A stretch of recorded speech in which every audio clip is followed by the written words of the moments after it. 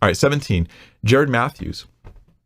Any tips for how to become less opposed to God's judgment and see it as holy? It can feel like an unloving God sometimes. Jared, I so sympathize with this question. Good for you. That's a huge step right there already. Because you're I think what you're doing is you're recognizing, my heart's out of sorts here. I should love God's judgment, but sometimes I feel my emotions. I feel like that was not representative of the character I thought you had, God. You've done the most important part, which is identify the problem. The problem is my heart, not in God. Like if there's a flaw in what God is doing or in my perception of what God is doing, I know it's in my perception. Like that's easy. Most reasonable, rational thing to say is, I'm obviously wrong here. There are some people that are so smart, when they go, oh no, that's not right, you just assume, okay, they're probably right, I'm probably wrong, I just don't know why yet. Maybe they can tell me. God is definitely on that list, right? He's the only one who belongs on that list at all times. Anytime I disagree with him, I'm wrong. Anytime my heart feels weird about something he did, my heart's wrong. I just don't know why yet. And it's okay if you stay there. I never know why, or at least I will eventually, but not in this life. In Revelation, there's an encouraging thing to me, and maybe this will encourage you, where they're praising God for his judgment and his justice. And this is in the Psalms too. He's praised for his justice. I think that wherever you currently feel uncomfortable with God judging, and you're not alone at all in that there's a day coming when you'll go, oh, I see how good it is now. And you can at least say, I'm waiting on that day. I know it will come and I will wait on it. And that is a wonderful step of faith. Lord, I know it's coming. I will have that understanding. Like Revelation speaks about those rejoicing in your judgments. I will one day rejoice in them too. Right now, I'm just lacking some understanding. That's a beautiful perspective to have. In addition, as I mentioned like 3 times now in the same Q&A, it's interesting that we don't recognize how holy God is. We don't recognize how bad sin is, and we don't recognize how good justice is. I've never put those 3 together like that before. I'm just saying maybe this is something the Lord has for you guys. How holy God is. If you realize how perfectly holy he is, it will help you with this. So I would encourage you to, in your studies, in your thinking, and in your prayers, focus on God's holiness, his perfect purity, his total goodness. And goodness doesn't just mean lovingness. It means perfect, morally perfectness. He's totally holy. Focus on this in your prayer and in your studying the word.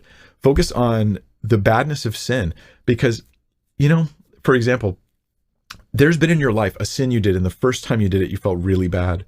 And the next time you did it, you didn't feel as bad. And a little while later, you didn't really feel bad at all. That's the problem with my heart. My conscience gets hardened to the sins that I'm exposed to the most, so that I don't feel that sin is that bad. Even though I'll say it, I don't feel it. And so I recommend you to refresh your heart on this. One of the best ways to see how bad sin is to look at Jesus on the cross and to say, look, if Jesus had to do that for my sin, then my sin's probably worse than I think. Another way to look at it is to see God's judgment, to look at God's actual judgment and go, if that's what sin deserves, then it must be really bad. Like, I didn't think drunkenness was that bad. I just thought, some people have some issues with drinking and, whatever. But God's like putting on a list of people that get judged. It must be really bad. And so you just let your mind change on those things. And the other one was the goodness of God's justice. And for this, I think you can look at things that do hit you. There's things in this world that hit your justice nerve and you go, oh, that's so wrong. Let me give you a cheesy example. Because I can give you hard examples. I can give you examples of rape or of the Holocaust or of all sorts of horrible things and domestic violence and things like that. But there's another one that gets me, and it's scams online scammers. Every day or so, I have to go and block a new fake YouTube account that's impersonating me, Mike Winger, trying to get you guys to follow them and trying to pretend to be me and be like, I have a word from you from the Lord for you. And they're doing all this stuff ultimately to scam you. God wants you to donate to this orphanage in Africa. And he's told me, and I would never do this to you guys. But they're doing this, and it's not a real orphanage. It's just a scam. Every day we're blocking these YouTube channels.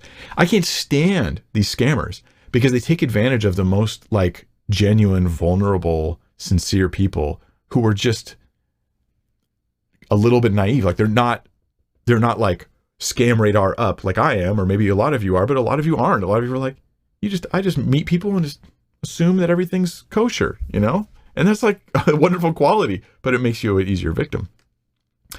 And man, it drives me nuts. So scam call centers where they pretend they're your credit card company, and they're scamming especially the elderly out of their retirement income and leaving them destitute. And my justice nerve gets pricked there. And all of a sudden, I know exactly how bad sin is. And I can think of all sorts of imprecatory psalms I can pray about these things. What I'm saying is there are some things that bring up your knowledge of the wickedness of sin. So Jared, think about that. Think about the things that trigger your justice nerve and recognize that all sin is that bad or worse. It's just our calloused conscience towards sin that makes us feel like God is doing something wrong when he judges.